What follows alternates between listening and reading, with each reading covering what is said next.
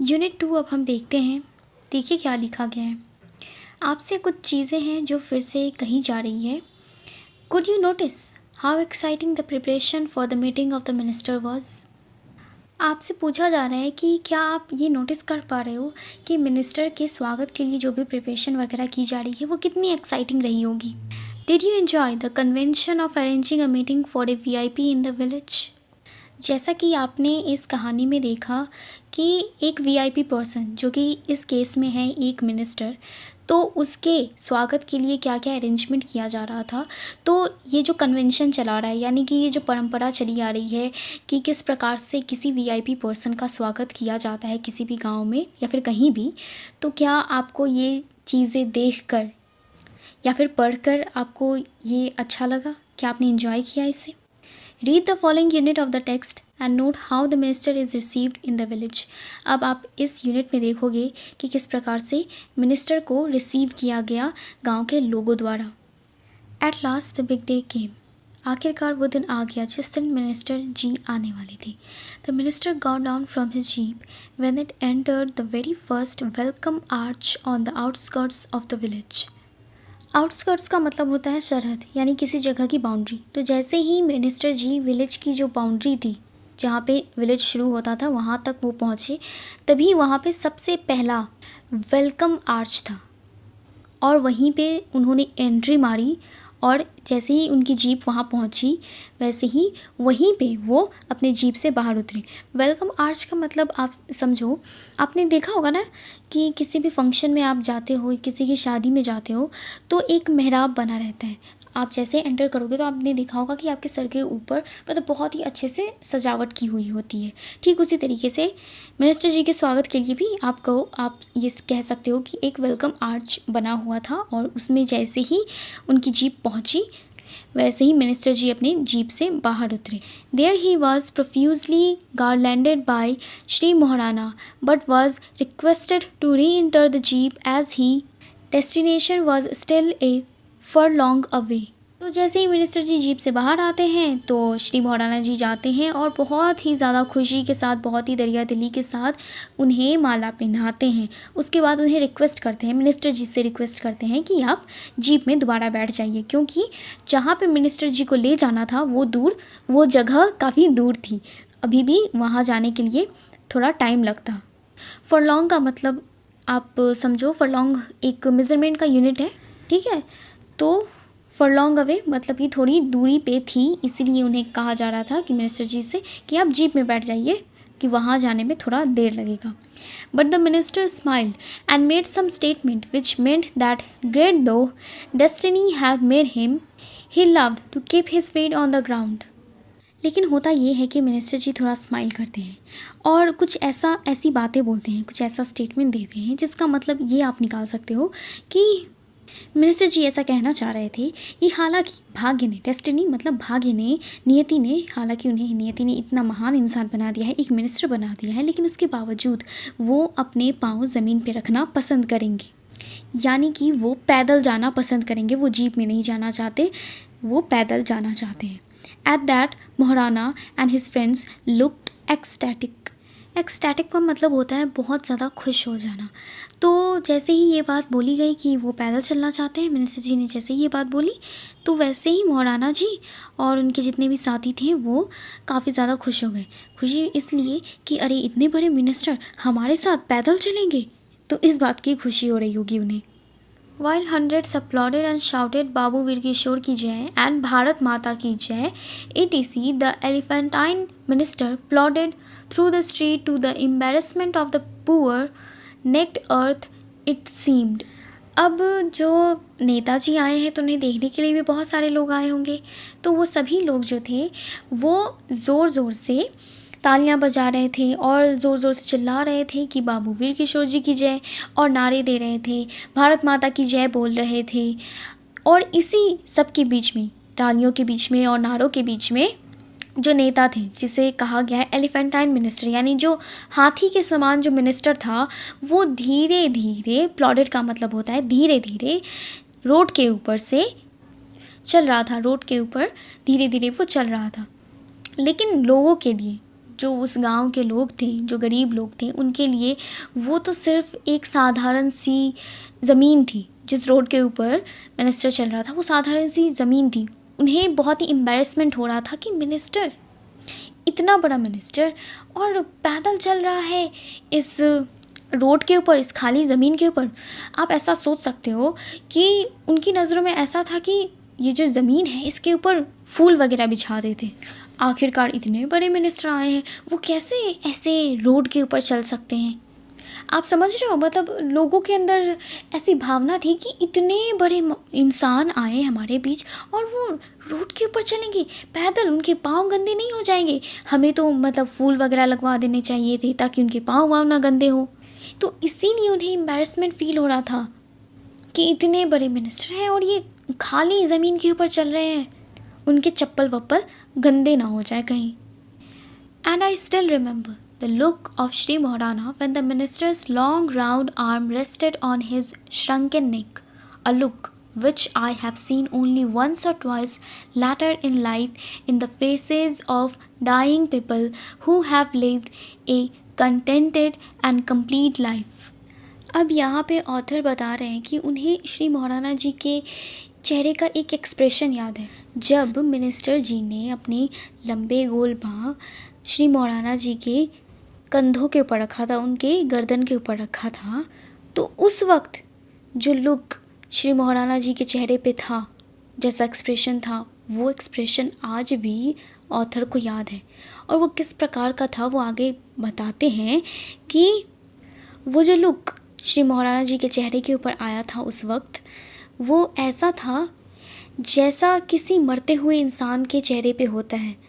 ऐसे मरते हुए इंसान के चेहरे पे जो अपने जीवन से पूरी तरीके से खुश हो, जिसने ये एहसास कर लिया कि वो मर तो रहा है लेकिन उसने जितनी भी ज़िंदगी जी, इस लाइफ में जितना भी उसने जिया तो उसने पूरे अच्छे से जिया और उसे कोई भी गम नहीं है, कोई भी शिकवा नहीं है और उसे लगता है कि हाँ उसने पूरी तरीके से अपनी लाइफ को जिया। कंटेंटेड का मतलब होता है संतुष्ट। तो आपने कभी ऐसे इंसान से देखा होगा, कोई मरता हुआ इंसान जिसके चेहरे पे इतनी संतुष्टि आपको नज़र आएगी कि उसे गम नहीं है कि वो मर रहा है, क्योंकि उसने अपनी ज़िंदगी जो है पूरी तरीके से जी ली है, ऐसा उसे एहसास होता है। तो एक या दो बार आगे चल के जब ऑथर बड़े हुए तो आगे चल के जब उन्होंने ऐसे इंसानों से जब मिले, वो जो मर रहे थे और उन्हें अपने लाइफ में कोई भी गिला शिकवा नहीं था और उन्हें ऐसा एहसास था कि उन्होंने पूरी तरीके से जीवन जिया है, ऐसा एक्सप्रेशन जब किसी इंसान के चेहरे पे होता है, ऐसे इंसान के चेहरे पे होता है, ठीक वैसा ही एक्सप्रेशन श्री महाराणा जी के चेहरे पे भी था। यानी कि श्री महाराणा जी को ऐसा एहसास हो रहा था कि उनका जीवन जो है बिल्कुल सफल हो चुका है, कुछ भी गिला शिकवा नहीं है, क्योंकि अब मंत्री जी ने उनके कंधे के ऊपर, उनके गले के ऊपर अपना हाथ रख दिया, तो अब जीवन में उन्हें कुछ और चाहिए ही नहीं। इस प्रकार का एक्सप्रेशन उनके चेहरे पे था श्री महाराणा जी के।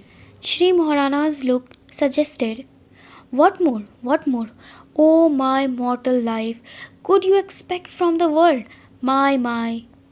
वही बात जो मैंने आपको बताई कि श्री महाराणा जी का जो लुक था उस वक्त, जैसे ही मिनिस्टर जी ने अपने हाथ रखे उनके कंधे पे, तो उनके लुक से ऐसा लग रहा था कि अरे अब मुझे क्या चाहिए, अब और मैं क्या चाहूँ इस जीवन से, इस मरणशील जीवन से, और मैं क्या चाहता हूँ, और मैं कुछ नहीं चाहता हूँ, अब मैं इस दुनिया से भी कुछ एक्सपेक्ट नहीं कर सकता हूँ। अब तो मिनिस्टर जी ने मेरे कंधों के ऊपर हाथ रख दिया, अब मुझे कुछ चाहिए ही नहीं। ऐसा होता है। आप भी अगर ऐसे किसी पर्सन से मिलोगे जिसके लिए मतलब आप एकदम पागल हो, आप उनके फ़ैन हो और शायद आपको कभी यकीन नहीं हो कि आप उनसे मिल पाओ, और अचानक आप उनसे मिलो और वो बड़े फ्रेंडली हो जाएं आपके साथ, तो आपको भी मतलब ऐसा फीलिंग होने लगेगा ना कि अब तो मुझे जीवन में कुछ चाहिए ही नहीं, अब मेरा जीवन सफल हो गया। तो कुछ ऐसी ही जो फीलिंग है श्री महाराणा जी को भी उस वक्त हो रही थी और ऐसा उनके चेहरे से नज़र आ रहा था ऑथर को। All the people, even invalids, for many of whom it was the experience of a lifetime, were alternately shouting slogans and gaping. जितने भी लोग थे, इवन जो इनवैलिड्स थे, इनवैलिड्स का मतलब होता है दिव्यांग, तो जितने भी लोग थे, चाहे कोई भी क्यों ना हो, उनमें से ज़्यादातर लोगों के लिए वो एक तरीके से लाइफ टाइम एक्सपीरियंस था। लाइफ टाइम एक्सपीरियंस इसलिए था क्योंकि आप उस ज़माने के बारे में सोचो, सोशल मीडिया वगैरह नहीं हुआ करते थे, और ऐसे कोई वीआईपी पर्सन को अपने सामने देखोगे, उस वक्त की बात आप सोचो, तो मतलब एक तरीके से मतलब इंसान पागल हो जाए अगर ऐसा कभी उसके सामने कोई आ जाए तो इसीलिए उनके लिए एक तरीके से लाइफ टाइम एक्सपीरियंस था। उन्हें नहीं पता था कि कभी ऐसा एक्सपीरियंस उन्हें लाइफ में कभी हो पाएगा। तो वो सभी लोग जो थे ना, बारी बारी से चीख रहे थे, स्लोगन्स, नारे दे रहे थे, और बहुतों का तो आश्चर्य के मारे मुंह खुला का खुला ही रह गया। मतलब वो एकदम आश्चर्यचकित थे कि हमारे सामने नेताजी हैं, इतने बड़े इंसान हैं। गैपिंग का यहाँ पे मतलब हुआ कि होता है ना कि आप किसी चीज़ को देख लो तो आपका मुंह आश्चर्य के मारे मुंह खुला का खुला रह जाए, तो उसी को यहाँ पे कह रहे हैं गैपिंग। तो बहुत से ऐसे लोग थे जो नारे भी दे रहे थे और वो एकदम सरप्राइज थे कि हमारे सामने नेताजी हैं। We the half naked, pot bellied, uncivilized children walked parallel to the minister at a safe distance and could not help feeling extremely small and guilty. Pot bellied का मतलब होता है बड़ा सा निकला हुआ पेट। तो यहाँ पे अब ऑथर कह रहे हैं, वो कह रहे हैं, इस्तेमाल कर रहे हैं वर्ड वी, हम किसके लिए, मतलब ऑथर और उनके साथ जितने भी लोग थे उस वक्त, उस गांव के जितने भी लोग थे, उन सब की तरफ से वो बोल रहे हैं कि हम सभी लोग जो अधरंगे थे, हमारा पेट निकला हुआ था, हम अनसिविलाइज्ड बच्चे थे, यानी असभ्य बच्चे थे, हम सभी ऐसे लोग, हम सभी मिनिस्टर जी के साथ कदम से कदम मिला के चल रहे थे, उनके पैरेलल चल रहे थे। एट अ सेफ डिस्टेंस, यानी कि थोड़ा दूर ही होकर उनसे, लेकिन उनके बराबर, उनके पैरेलल उनके चल रहे थे। और जब वो ऐसा कर रहे थे तो उनके अंदर एक एहसास आ रहा था कि वो कितने छोटे हैं मिनिस्टर जी के सामने। मिनिस्टर जी कितने वीआईपी इंसान, इतने बड़े इंसान, और हम कितने असभ्य। तो उन्हें एक तरीके से गिल्ट हो रहा था, उनके अंदर ऐसा महसूस हो रहा था कि हम कितने छोटे इंसान हैं। पर ऐसी कोई बात नहीं होती है, लेकिन ऑथर ये बता रहे हैं कि ऐसी होती है मानसिकता कि लोग होते हैं ना कि किसी वीआईपी को देख लिया तो वो कंपेयर करना स्टार्ट कर देते हैं खुद को, और उनसे खुद को कंपेयर करना स्टार्ट करते हैं। तो उनके सामने वो खुद को छोटा मानने लगते हैं कि हम कैसे हैं, वो कैसे हैं।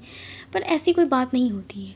लेकिन यहाँ पे ऑथर और जितने भी लोग थे वो ऐसा महसूस कर रहे थे कि हम कितने छोटे हैं मिनिस्टर जी के सामने। At Sri Mohorana's house, the minister and his entourage were treated to tender coconut juice, followed by the most luxurious lunch I had ever seen, with about 20 dishes around the sweetened ghee-backed rice. अच्छा, मुझे ना लगता है कि यहाँ पे जो backed rice है ना, शायद बुक में प्रिंटिंग मिस्टेक है, बेक्ड राइस होना चाहिए ना, पका हुआ चावल। तो अब यहाँ पे ऑथर बता रहे हैं कि जैसे ही वो लोग पहुँचे, माने मिनिस्टर पहुँच गए श्री मौलाना जी के घर पे, तो वहाँ पे पहुँचते ही मिनिस्टर जी और उनके जितने भी लोग थे, ऑन्टराज का मतलब होता है कि किसी इंसान के मतलब आजू बाजू में रहने वाले लोग, यानी कि मतलब कोई इंसान है और उसके क्या बोलते हैं, रहते हैं ना, मतलब मंत्री है तो मंत्री के मतलब आसपास आप देखोगे कि हमेशा कितने सारे लोग उनके आजू बाजू में रहते हैं, उनके ही पार्टी के होते होंगे। तो उन सभी को और मंत्री जी को सबसे पहले तो नारियल का पानी दिया गया, नारियल जूस दिया गया। उसके बाद शाही भोजन परोसा गया। मतलब ऐसा कभी ऑथर ने देखा ही नहीं था कभी, इतने सारे पकवान थे। घी में पका हुआ जो राइस था, चावल था, उसके चारों तरफ 20 डिशेस परोसे गए थे। Soon the minister retired to the cabin set apart for him. जल्द ही क्या हुआ, खाना वाना खाने के बाद मिनिस्टर जी उस रूम में चले गए, उस कैबिन में चले गए जो कि ख़ास उनके लिए ही बनाया गया था, उन्हीं के लिए अरेंज किया गया था ताकि वो वहाँ जाके आराम कर लें। दो it was summer, the cabin's window being open to a big pond and a grove, there was enough air to lull this giant of man to sound sleep. Groove का मतलब होता है पेड़। तो यहाँ पे कहा जा रहा है कि हालांकि उस वक्त गर्मी का मौसम था, लेकिन मिनिस्टर जी जिस कमरे में थे उस कमरे का एक खिड़की था, और वो खिड़की कहाँ खुलती थी? वो खिड़की खुलती थी एक तालाब के सामने, एक बड़े से तालाब के सामने, और वहाँ पे एक पेड़ भी था, जिसकी वजह से क्या होता था कि बाहर से अंदर की तरफ हवा आती थी, और वो हवा इतनी काफ़ी थी, इतनी ठंडी थी और काफ़ी थी मिनिस्टर जी जितने बड़े इंसान को सुलाने के लिए। लल का मतलब होता है शांति से सुलाना। आपने एक वर्ड सुना होगा ना, लल्लाबाई, जिसका मतलब होता है लोरी गाना। तो वो जो हवा थी वो इतनी शीतल थी, इतनी सुकून भरी थी कि मिनिस्टर जी जितने बड़े इंसान को गहरी नींद में सुलाने के लिए काफ़ी थी। Volunteers had been posted to see that noise, whatever would originate from anywhere in the village, to disturb the ministerial repose. Repose का मतलब होता है आराम, रेस्ट। तो यहाँ पे कहा जा रहा है कि वॉलंटियर्स को काम पे लगा दिया गया था कि कहीं से भी नॉइज़ आए, कहीं से भी कोई भी शोरगुल आए, कहीं से भी गांव में ऐसा शोरगुल हो जिसकी वजह से जो मिनिस्टर जी हैं उनके आराम में दखल आए, तो उन सभी नॉइज़ को, उन सभी शोर को बंद कर दिया जाए ताकि मिनिस्टर जी डिस्टर्ब ना हो, उनकी नींद ख़राब ना हो। तो उसके लिए वॉलंटियर्स को भी लगा दिया गया था। I had by then separated myself from my companions. अब इस वक्त तक ऑथर अपने बारे में बता रहे हैं कि इस वक्त तक जब जो मिनिस्टर जी थे वो आराम कर रहे थे, आराम फरमा रहे थे, तो उस वक्त तक ऑथर ने क्या किया, उन्होंने अपने जितने भी साथी थे वो उनसे वो दूर हो गए। क्यों हो गए आगे वो बताते हैं। Being rather ambitious I was eager to be as physically close to the great man as possible. वो चाहते थे, उनके अंदर एक महत्वाकांक्षा आ गई थी और बहुत ज़्यादा ईगर थे, वो बहुत ज़्यादा उत्सुक थे कि वो चाहते थे कि जो महान व्यक्ति हमारे सामने आए हैं, हमारे बीच आए हैं, तो उनसे जितना हम पास रह सके, उनके जितना पास रह सके वो उतना पास रहना चाहते थे। And the minister sleeping seemed a most ideal condition for achieving my goal. और उनका ये जो गोल था उनके अंदर आ गया था कि वो जो महान व्यक्ति है उनके जितने पास हो सके उतने पास वो जाना चाहते थे ऑथर। तो सबसे अच्छा कंडीशन उन्हें लगा कि मिनिस्टर जी अभी सो रहे हैं, तो यही सही मौका है उनके पास जाने का, और अपना ये जो गोल उन्होंने सेट कर लिया है कि महान इंसान के पास में रहने का, तो उनका ये गोल भी अचीव हो जाएगा। Mustering all my self-confidence, I slowly approached the window facing the pond. Mustering का मतलब होता है इकट्ठा करना।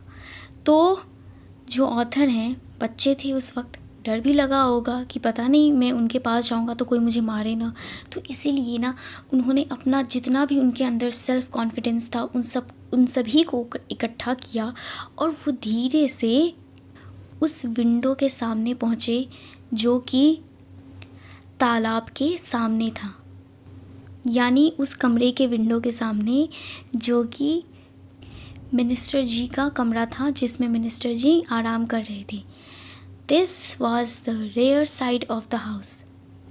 जिस साइड में वो आए थे, घर के जिस साइड में ऑथर आए थे, वो घर के पीछे का हिस्सा था। The minister's PA and entourage were on the opposite side. PA यानी कि पर्सनल असिस्टेंट, और ऑन्टराज मैंने बताया था ना आपको, मतलब कि जो आगे पीछे कर रहे थे मिनिस्टर जी के, तो ये सभी लोग यानी उनके पीए और उनके जो भी साथी थे, उनके साथ जो आए थे, वो सभी जो थे वो घर के आगे वाले हिस्से में थे। मतलब जिस साइड में ऑथर आए थे यानी घर के पीछे वाले हिस्से में आए थे, उसके अपोजिट यानी कि सामने वाले हिस्से में वो लोग थे।